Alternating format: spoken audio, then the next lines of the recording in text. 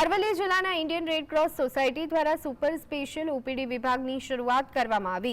છેલ્લા ઘણા સમયથી મોડાસામાં કાર્યરત ઇન્ડિયન રેડ ક્રોસ સોસાયટી દ્વારા નજીવા દરે ડેન્ટલ સુવિધા, લેબોરેટરી સહિતની સુવિધા ઉપલબ્ધ કરાવવામાં આવી રહી છે।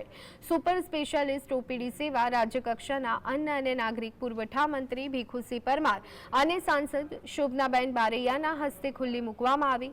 આ પ્રસંગે જિલ્લા કલેક્ટર સહિત ઇન્ડિયન રેડ ક્રોસ સોસાયટીના હોદ્દેદારો ઉપસ્થિત રહ્યા હતા। જે રેડ ક્રોસ દ્વારા સેવાકીય પ્રવૃત્તિઓ કરી રહી છે એ ખરેખર બિરદાવવા લાયક છે। જેમાં આજે એક અદ્યતન લેબોરેટરી તેમજ ડેન્ટલનો પણ ઓપીડી આ બધી લગભગ સારી એવી સુવિધાઓ અહીંયા એમને ઉપલબ્ધ કરી છે।